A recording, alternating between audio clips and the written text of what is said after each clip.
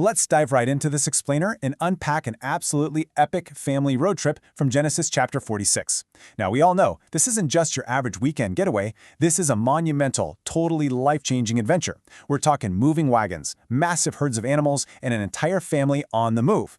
We are joining the patriarch Jacob, who of course is also known as Israel, as he packs up literally everything he owns and heads down to the land of Egypt. And man, this journey is just packed with cosmic significance and amazing divine promises. So think about this for a second. Have you ever been scared to move somewhere totally new? Like seriously feeling those nervous butterflies in your stomach? Well, Jacob felt that exact same anxious energy. He had packed up his entire life and arrived at Beersheba.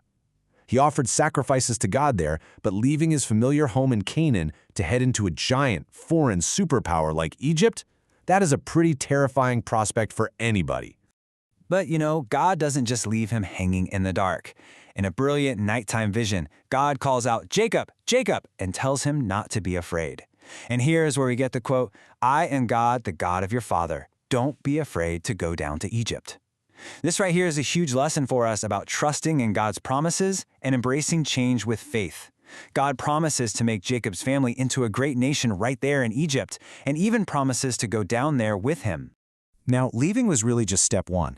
Picture the sounds of all those rolling wagon wheels echoing across the desert. Jacob's family loads up into the specific wagons that Pharaoh himself sent. They bring their wives, their little ones, massive herds of cattle, and all of their possessions. It's this huge, dusty, incredible journey that beautifully shows how real faith means actively moving into the unknown. And they definitely didn't leave anyone behind. This whole trip is absolutely about family unity. Instead of just thinking of a long, dry list of names, picture a massive, growing family tree sticking together through a giant life transition. We have descendants from Leah, Zilpah, Rachel, and Bilhah, all packing up and rolling out together as one big unit. So, when you add up all those direct descendants, plus Joseph and his two sons who are already waiting in Egypt, we land on a massive, celebratory number, 70. Exactly 70 family members entered Egypt.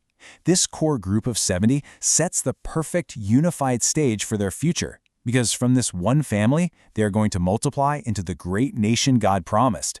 Just imagine the contrast here, leaving a dry, dusty Canaan that's been totally devastated by a terrible famine, and arriving in the lush, bright green rolling pastures of Egypt, specifically the land of Goshen.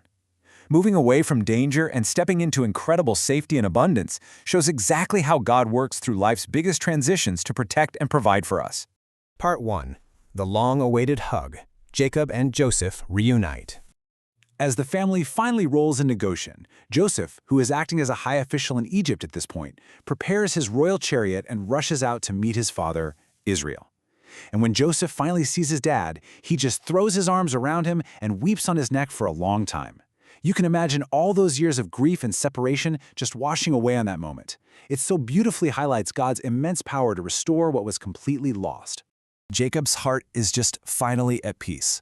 He looks at Joseph and says, "Now I can die, because I have seen your face and seen that you are still alive."